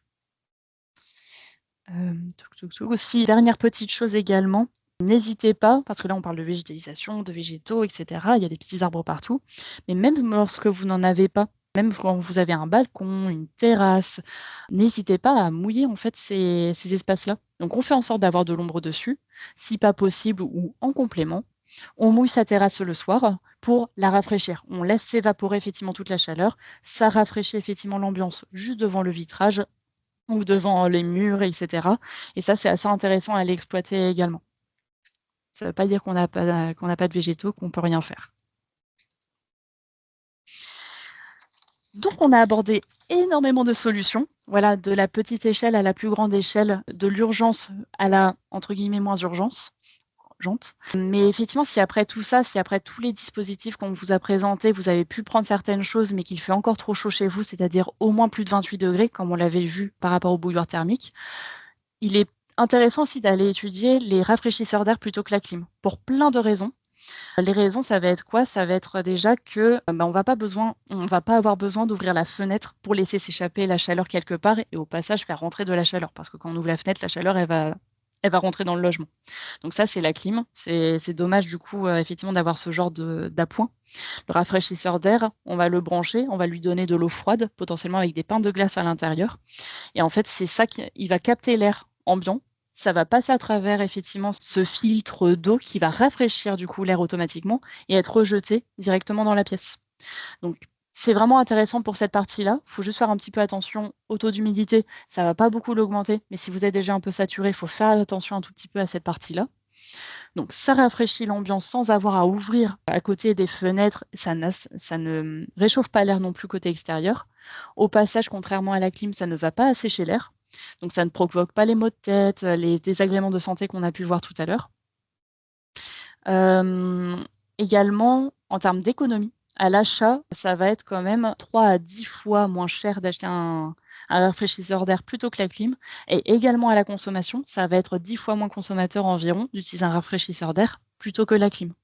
Donc c'est assez intéressant d'aller là-dessus et alors coupler effectivement ce rafraîchisseur d'air avec des ventilateurs, je dirais que c'est un peu le combo gagnant pour optimiser entre l'humidité, les courants d'air et cetera, le rafraîchissement et l'ambiance effectivement de votre logement. Tac, tac, tac, je continue. Il y a encore d'autres solutions, mais là, cette fois-ci, à une autre échelle, on passe à la partie plutôt architecture et urbanisme. Donc là, l'idée, c'est de vous présenter des choses, en fait, qui sont déjà faites depuis très longtemps et à plein d'endroits très différents. Donc, autant en Espagne, on va avoir, pour citer que l'Espagne, mais en fait, il y a plein d'autres pays qui le font, des patios ou des protections solaires un peu improvisées avec des draps au niveau de la rue. Donc, au niveau de la rue, effectivement, on protège avec des draps, des parapluies, des guirlandes, enfin, il y a des choses qui créent de l'ombre et qui peuvent être installées en ville pour protéger du soleil lorsqu'on ne peut pas mettre d'arbres, par exemple. On ne peut pas les planter tout de suite ou ils vont prendre du temps et forcément à grandir.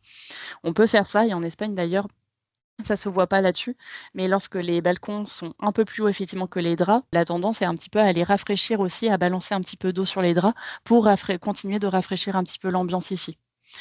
Les patios en Espagne et ailleurs, pourquoi c'est hyper intéressant? C'est que ça va souvent être très végétalisé. Il va parfois y avoir un petit peu d'eau à l'intérieur, fontaine ou pas.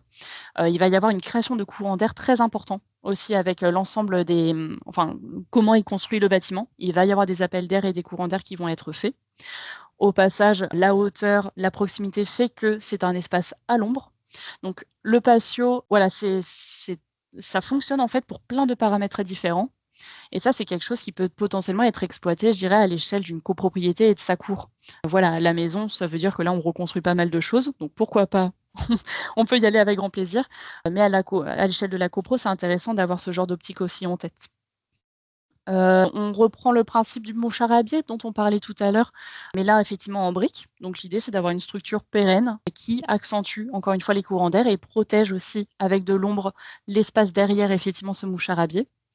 À l'échelle des mâts provençaux, donc les surfaces qui étaient au sud avaient des grandes avancées au niveau de la toiture et très, très peu d'ouverture aussi côté sud, côté ouest. On peut repenser aussi ces rénovations quand on fait des rénovations assez lourdes, on peut repenser tous ces paramètres-là également et les réfléchir un peu autrement. Quoi d'autre, quoi d'autre? Ça, c'est tout à droite, en bas à droite, c'est ce qu'on appelle, des tours avant d'Iran ou des bad-gear et ces systèmes-là, donc aujourd'hui, ils sont inclus dans les villes depuis très longtemps, voilà, des centaines, voire peut-être des milliers d'années quand même et l'idée, c'est de capter l'air en hauteur. Ça part tirage, en fait, ça c'est aspiré, en fait, par le bas, ça passe par une surface où il y a de l'eau, voilà, ça passe, mince, j'ai perdu les termes, mais ça passe à un endroit où il y a de l'eau, voilà, de l'eau souterraine, excusez-moi. Ça crée un phénomène adiabatique, donc c'est-à-dire le vent qui passe à travers l'eau et rafraîchit automatiquement et en fait, via effectivement certaines canalisations et cetera, c'est rejeté dans son environnement autour de lui. Donc autour des logements, dans la rue et cetera, il y a un rafraîchissement naturel qui se fait à ce niveau-là et après il y a des personnes effectivement qui dessinent ça pour refaire ça à l'échelle de copropriété, logements collectifs ou autres. En fait, tout type de logement est intéressant, les écoles, les hôpitaux, enfin, là je vois très, très large, mais c'est des systèmes qui ont déjà fait leurs preuves et qu'on peut réutiliser. Pareil pour la ventilation naturelle, donc ça, c'est un exemple qui est repris plutôt là-haut, en haut à droite. L'idée, c'est effectivement de forcer cette ventilation naturelle et du coup, le tirage thermique qui va avec. Ça reprend un peu le principe des cheminées dont je parlais tout à l'heure. Donc ça, c'est une vraie installation qui est dans une copro, il me semble, si je me souviens bien, mais c'est quelque chose qui a été mis en place et qui fonctionne très bien. Donc pourquoi pas effectivement reprendre aussi ce genre d'exemple et le mettre à d'autres échelles. Je reparle des écoles, mais effectivement tout bâtiment de forte capacité, je dirais, est intéressant effectivement à étudier pour ce genre d'installation. Et à gauche, j'en ai pas parlé longtemps, mais c'est plutôt effectivement les arbres. Voilà, des grands arbres qui prennent beaucoup de place, ça crée de l'ombre et ça évapotranspire. Du coup, ça devient très, très intéressant là-dessus.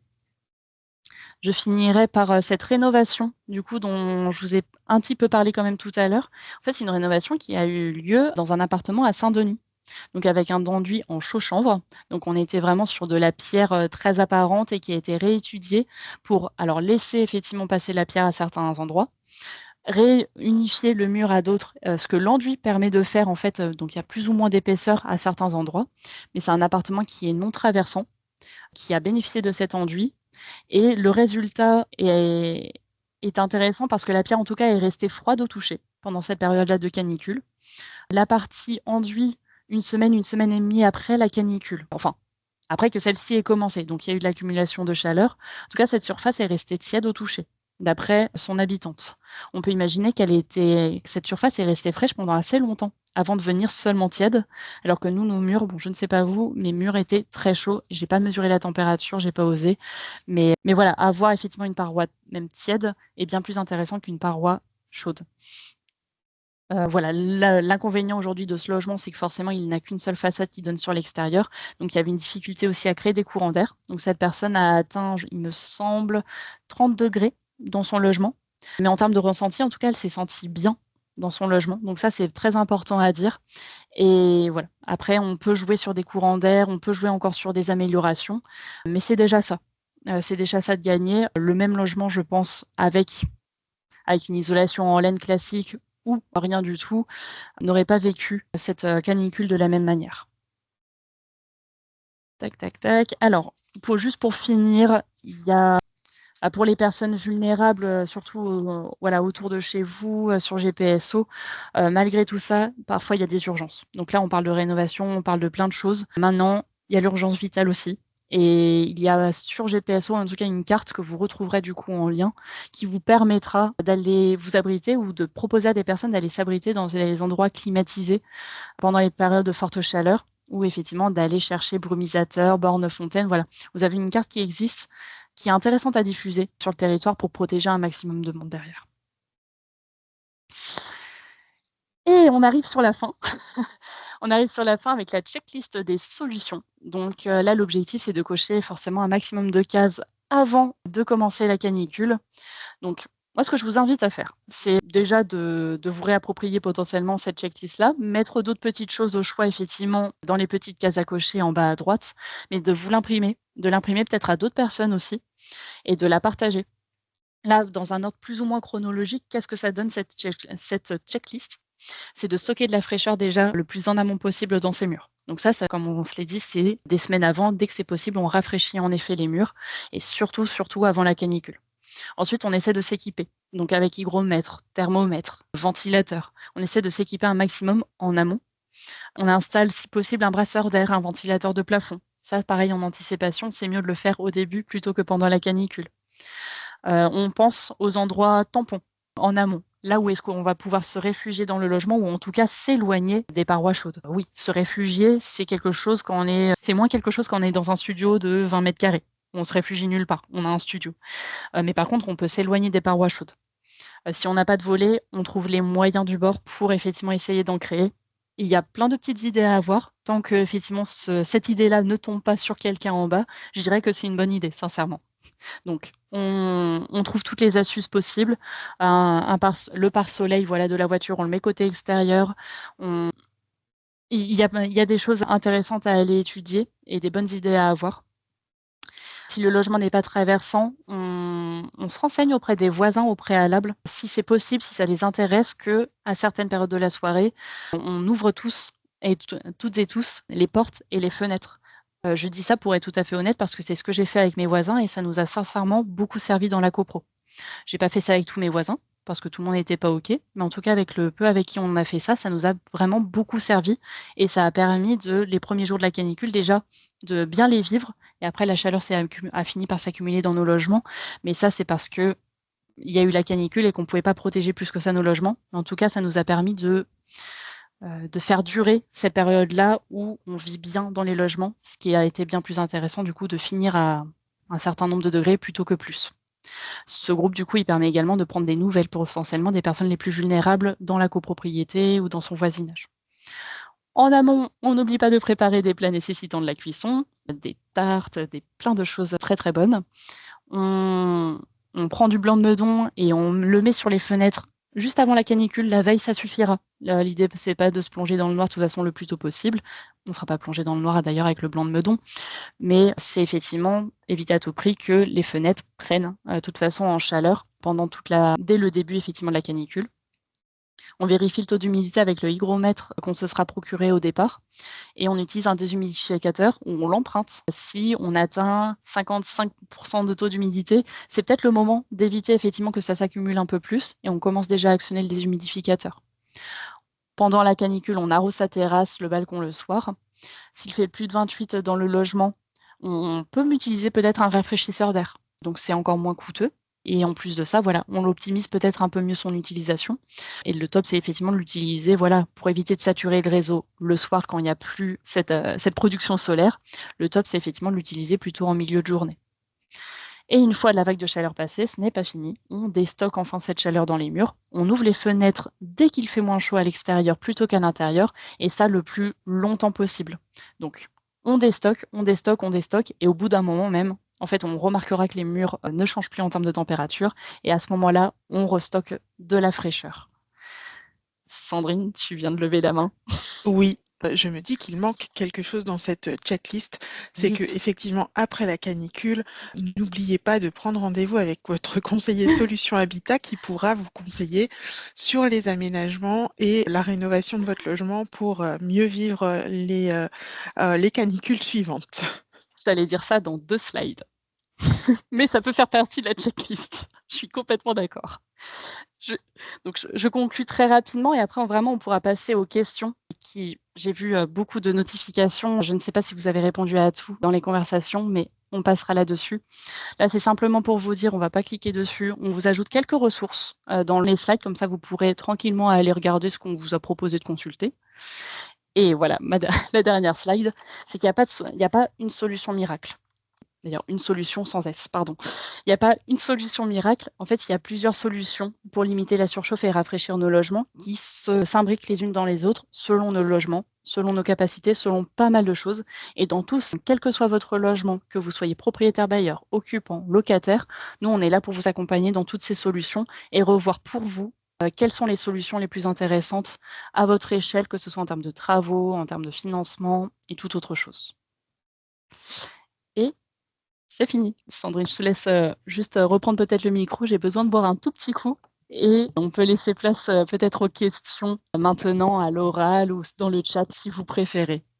Alors effectivement, si vous avez des questions, alors on a répondu à pas mal enfin à plusieurs questions dans le chat. On a une question sur les casquettes en logement collectif. Donc oui, effectivement, dans ce cas-là, ça peut être bien d'avoir des casquettes au niveau du haut des fenêtres de chaque étage. Ça peut effectivement être possible. Alors c'est davantage enfin, c'est le cas quand on a des balcons, par exemple. Hein, le balcon de l'étage au-dessus sert finalement de casquette pour notre propre étage.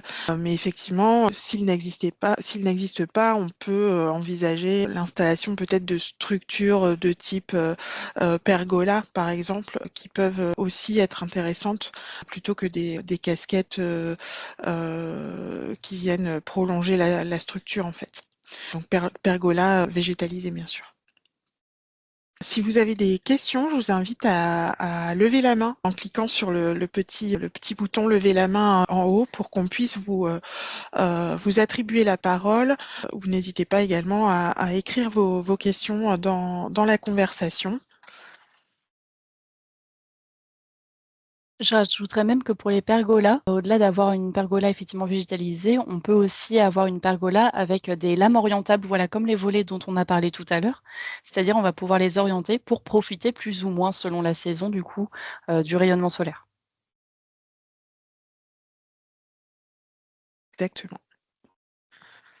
Alors, merci beaucoup pour ce commentaire. Effectivement, c'était un peu l'objectif de ce webinaire qui ne se voulait pas être quelque chose de très descendant, mais vraiment un partage aussi d'expérience et un retour sur les tests qu'on a pu mener aussi. Mais voilà, effectivement, l'objectif, c'est de vous redonner de la capacité à mettre en œuvre des choses dans vos logements pour lutter contre ces périodes de chaleur et contre la surchauffe dans vos logements et les rendre davantage résilients avec ces périodes de chaleur qui s'annoncent à répétition et de plus en plus impactantes. Voilà. On a 2 nouvelles questions. Alors, on a Résistance au vent des résistance au vol. volets store casquette.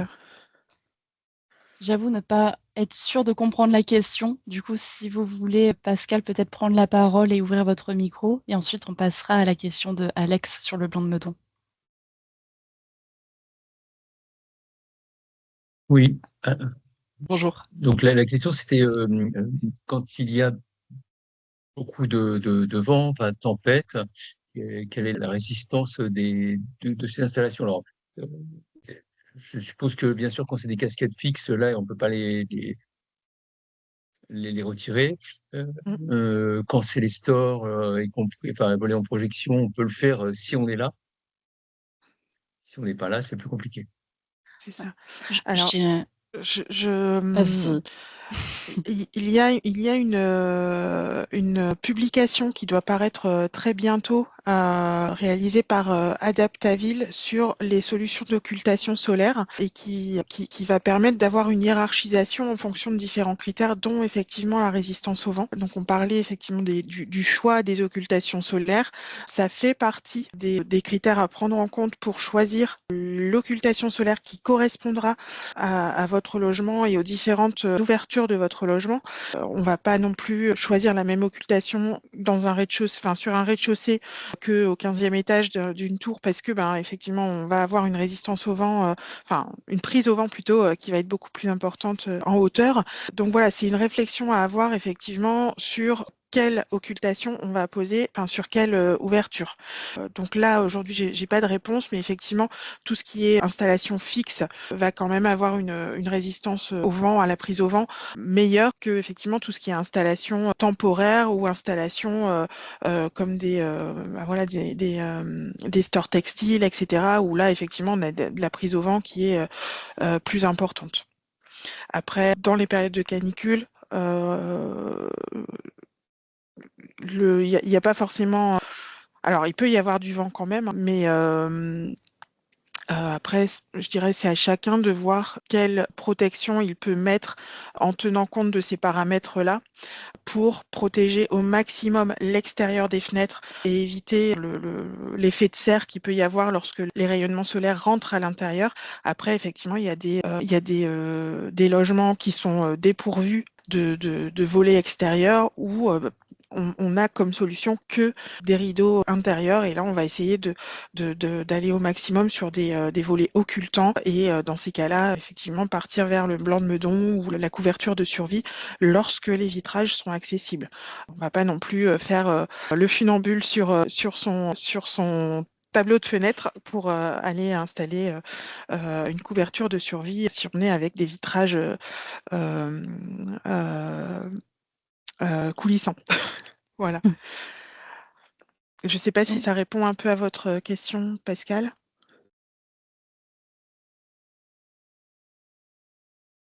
Oui. Parfait. Merci. Ouais. Annie, je voudrais juste compléter un tout petit peu. Effectivement, après les stores, oui, si on sait qu'il va y avoir beaucoup de vent, enfin mieux vaut effectivement les remballer ou en tout cas leur mettre peut-être une toute petite longueur. Mais lorsqu'on improvise, parce qu'on n'a pas le choix effectivement des draps peut-être étendus effectivement au niveau de notre garde-corps, balcon, qu'on essaie d'ajouter ça sur une forme de tringle ou quoi. Oui, on peut faire attention en effet parce que là, c'est quelque chose qui n'est pas optimisé qui n'est pas fait pour résister au vent. Et je dirais que l'optimisation, mais c'est vraiment à vue de nez tout de suite, c'est-à-dire le drap en tout cas qu'on va aller mettre, bon bah peut-être qu'on le sacrifie un petit peu en le trouant à certains endroits, mais on lui fait des petites lames effectivement pour que le vent passe et que ça fasse pas un effet de parachute, je dirais. Voilà, on fait en sorte effectivement que l'air qui rentre, en tout cas, je pense qu'il ne faut pas créer effectivement quelque chose de dangereux derrière, il faut faire attention à ce genre de paramètres. Du coup, pour la suite, donc Alex nous disait: «Pour le blanc de Meudon sur de grandes baies vitrées, cela peut vraiment être pertinent?» Alors moi, j'ai envie de dire que oui. Plus de toute façon il y a de vitrages, plus il faut les protéger et si on n'a pas de volets, si on n'a pas de store ou si on n'a pas les moyens de les mettre maintenant, oui, oui, oui, oui, la baie vitrée, c'est extrêmement intéressant. Voilà, quel que soit le vitrage effectivement dessus. J'ai vu que vous aviez ouvert votre micro, peut-être que vous voulez compléter? Oui, bonsoir, merci beaucoup. Effectivement, parce que moi j'ai la particularité d'avoir un volet en roulant, mais qui est à l'intérieur de mon logement.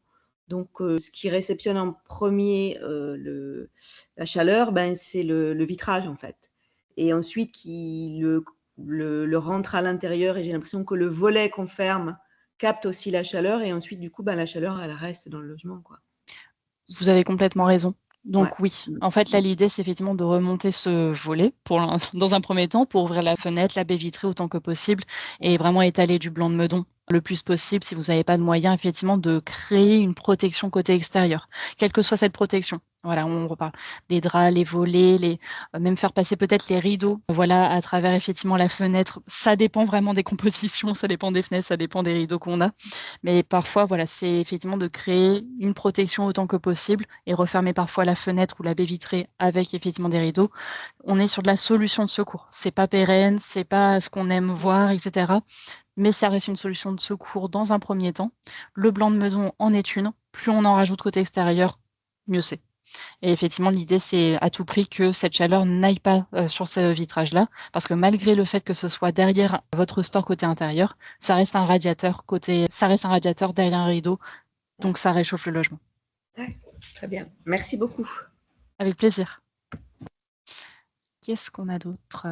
Et On a effectivement, je reprécise que ce soit blanc de meudon ou couverture de survie, c'est vraiment sur la face extérieure de la vitre. Donc, c'est pas très utile de le mettre côté intérieur dans la mesure où les rayons du soleil vont traverser le vitrage, qui va accentuer en fait la chaleur transmise. Et donc, il vaut mieux bloquer le rayonnement du soleil en amont de la vitre. Donc le blanc de meudon côté intérieur, voilà, ça ne sera pas forcément très utile, si ce n'est que ça va créer un peu une ombre, on va dire, mais ça ne va pas empêcher vraiment la chaleur d'entrer. Et par ailleurs, le blanc de meudon se nettoie facilement à l'eau, hein, donc voilà, sur des châssis de toit à l'extérieur, je suis pas persuadée non plus que ce soit très très très efficace. Donc là, il y a peut-être d'autres solutions à trouver, effectivement. On avait de nouveau une question, je crois, de Pascal, toujours. Des copropriétaires parlent de pompes à chaleur individuelle ou collective, avantages et inconvénients. J'ai envie de dire, déjà, ça dépend de la pompe à chaleur. Il y a plusieurs types de pompes à chaleur. Il y a les pompes à chaleur RO, RR, ce dont on a beaucoup parlé ces derniers temps, c'est les RR, ça représente un petit peu ce que fait la clim globalement. Et Donc, des pompes à chaleur, ce sont des équipements de production de chauffage ou d'eau chaude, en fait. Et certaines pompes à chaleur peuvent être réversibles, d'autres non, en fonction aussi du système d'émission auquel ils sont couplés. Mais pardon, Lison, je t'ai coupé la parole, je voulais il n'y a juste pas de souci. repréciser ça. Et c'est très bien parce que du coup, en tout cas, les réversibles, voilà, que ce soit du RO ou du RR, c'est pareil. En fait, il y a réversible ou pas réversible. Donc le RR, on va dire que c'était comme ce qu'on a présenté pour la clim tout à l'heure. La difficulté en copropriété, c'est que si c'est installé, disons, partie basse de l'immeuble, eh ben, les voisins vont profiter de la chaleur émise par la pompe à chaleur RR, du coup, parce qu'elle rejettera forcément de l'air chaud pour rafraîchir l'intérieur du logement.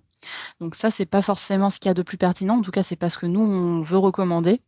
Après, je dirais qu'en copropriété, l'important, c'est de penser collectif, parce qu'au moins, la sortie d'air, si elle doit exister, si on en arrive là, elle sera potentiellement sur la toiture terrasse ou un espace, en tout cas, contrôlé pour que tout le monde, effectivement, ne profite pas de ce conduit, effectivement, un peu chaud en période de canicule.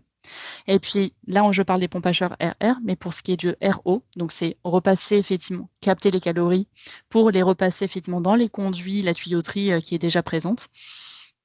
Pour rester sur du réversible, si ça doit exister, déjà, c'est pas compatible avec tous les émetteurs. Donc, on va le mettre que si vous êtes sur un plancher chauffant, déjà, ou sur des convecteurs électriques. Pourquoi? Parce que si vous êtes sur des radiateurs fonte, mettons, en fait, ça va condenser.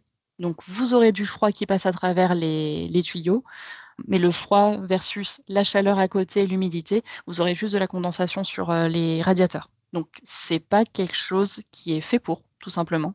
Donc, voilà, pompe à chaleur, je dirais, en copropriété collective un maximum, parce que individuel, c'est déjà compliqué à installer, c'est de l'entretien individuel et c'est pas optimal non plus comme installation pour chaque personne, qu'on ait des balcons, pas de balcons.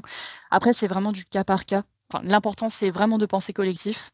Et s'il doit y avoir de l'individuel, là, pour le coup, il faut en discuter effectivement avec nous pour voir si c'est même envisageable. Parce que parfois, c'est bien comme sur les questions d'urbanisme, ça ne va pas être envisageable pour des questions esthétiques, patrimoine, et puis même derrière d'entretien, etc. Voilà, ça va vraiment complexifier l'affaire. Alors, juste pour revenir effectivement sur le côté individuel et collectif, effectivement, s'il existe un système de chauffage collectif, c'est quand même mieux de conserver ce système de chauffage collectif. Il est possible d'envisager l'installation d'une pompe à chaleur en remplacement, par exemple, de chaudières fuel ou gaz. Donc ça, c'est des études à mener parce qu'une pompe à chaleur nécessite une unité extérieure et qui doit être posée à l'extérieur, comme son nom l'indique. Et donc, il faut étudier l'emplacement de ces unités extérieures en copropriété.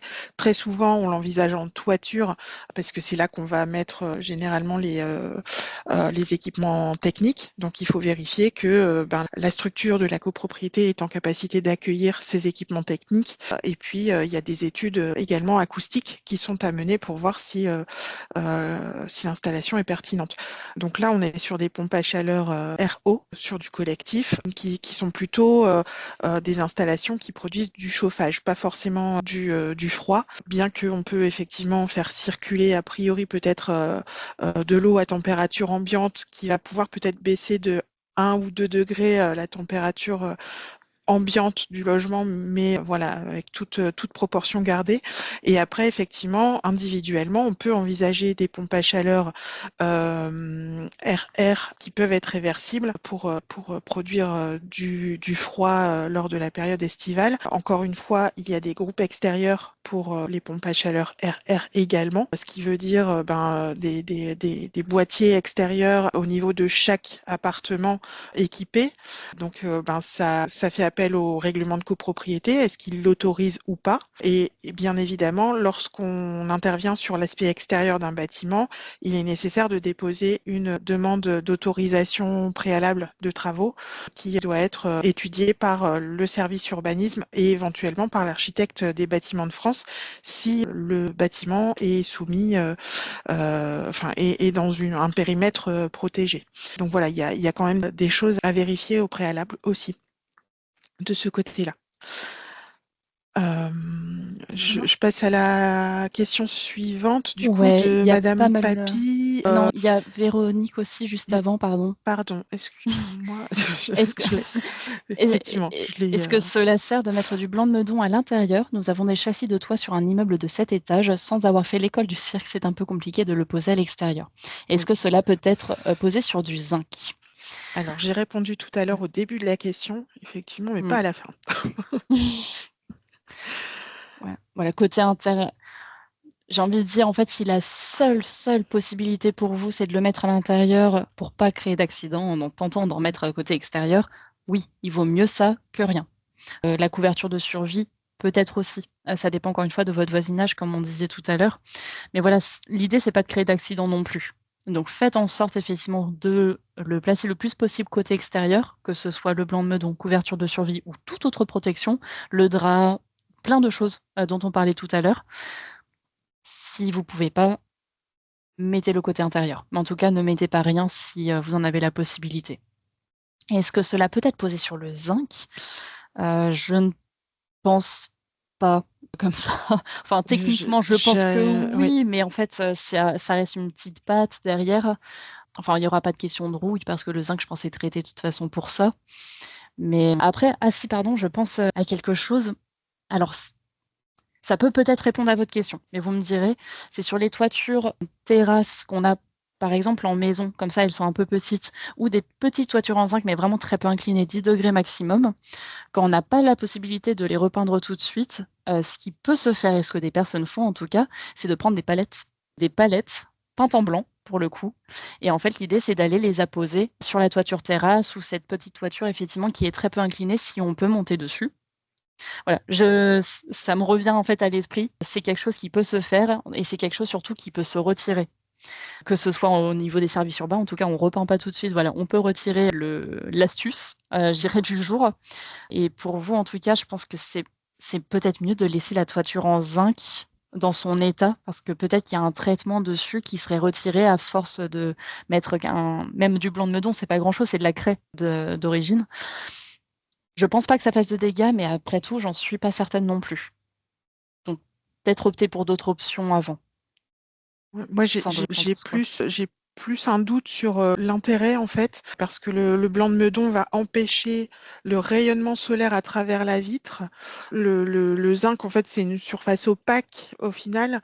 Donc, c'est pas le rayonnement solaire qui va traverser le zinc qui va réchauffer, c'est vraiment finalement la conduction à travers. Donc, c'est pas le même phénomène physique.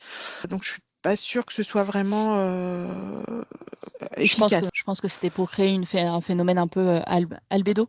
Mais Oh, d'accord, ces oui, de revêtements-là réflexion à ce blancs qu'on moment-là, met ouais. sur les toitures en zinc qu'il y avait en photo tout à l'heure, c'est un revêtement spécifique, c'est pas juste une petite peinture blanche. Donc, d'ailleurs, je connais pas les propriétés, hein, sincèrement, mais c'est pas de la gouache, c'est pas de l'acrylique, c'est pas quelque chose comme ça, c'est vraiment quelque chose de précis. Et du coup, je pense pas que le blanc de meudon derrière ait la capacité Ouais, de non, je pense pas rivaliser. non plus. Voilà. On peut passer du coup à Est-il la question que tu possible voulais tout à l'heure. d'occulter un Velux à l'extérieur? Alors oui, il existe des volets roulants qui s'adaptent sur les Velux à l'extérieur. Toute la difficulté étant effectivement de répondre aux prescriptions des services urbanisme et des architectes des bâtiments de France pour rendre cette installation comment dire, acceptable dans l'environnement extérieur du logement. Donc je pense que vraiment c'est un travail à mener avec un installateur qui pourrait proposer une installation qui s'intègre bien dans l'environnement et à la toiture. Mais en tout cas, c'est tout à fait possible. Et est-ce qu'il est possible d'installer des ombrières équipées de panneaux photovoltaïques au-dessus de fenêtres exposées au sud? Ben, écoutez, oui, je pense que c'est tout à fait possible. Si par exemple vous envisagez on parlait de pergola végétalisée tout à l'heure, mais pourquoi pas pergola photovoltaïque, c'est tout à fait envisageable. Après, il faut quand même avoir en tête que les panneaux photovoltaïques sont plutôt sombres et donc vont avoir tendance à accumuler la chaleur aussi sous la paroi. Donc ça peut aussi créer des surchauffes sur la partie, la partie sous la pergola, donc qui donne sur les fenêtres. Donc voilà, peut-être un petit point de vigilance là-dessus. Je pense que les ombrières photovoltaïques dans les parkings, oui, je suis tout à fait persuadée que c'est intéressant. Après, pour créer de l'ombre, je ne suis pas sûre. Et après, j'ai juste envie de rajouter pour les ombrières, panneaux photovoltaïques, il faut ça étudier aussi dès le départ parce que l'inclinaison sera quand même importante, au-delà de l'orientation aussi. Donc, et les ombrières, on n'a pas tendance à les mettre à 30 ou 45 degrés, alors que c'est ce qu'on préfère faire pour des Ouais. panneaux photovoltaïques.